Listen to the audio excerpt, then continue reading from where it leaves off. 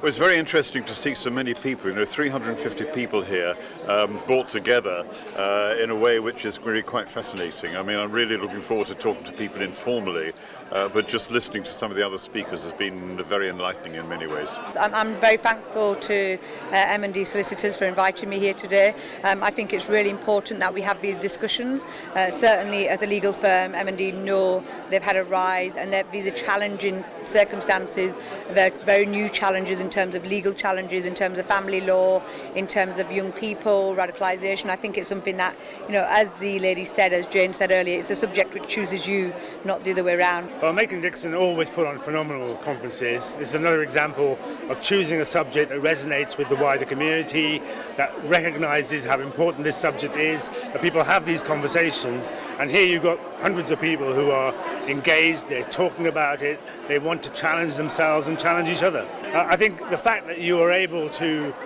as a firm, organise events like this, but also bring people together who wouldn't necessarily network like this, is a phenomenal achievement. Makin Dixon are family law specialists, so we specialise in domestic violence, children law, help with social services and care proceedings. We deal with matrimonial and cohabitation issues. Makin Dixon work with a variety of organisations offering free legal aid assessments to all.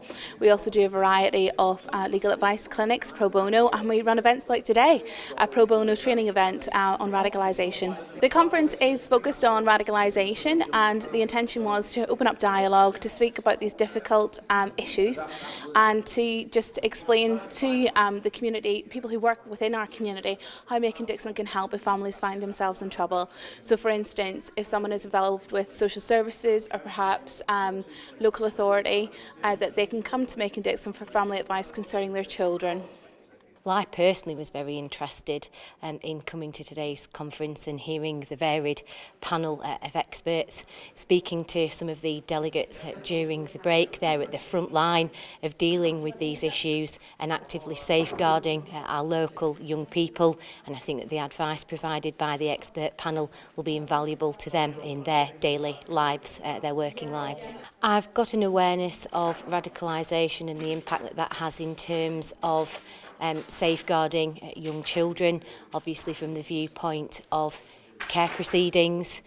Also, I'm an accredited international child abduction lawyer, and so also some of those issues cross over into that area of practice as well.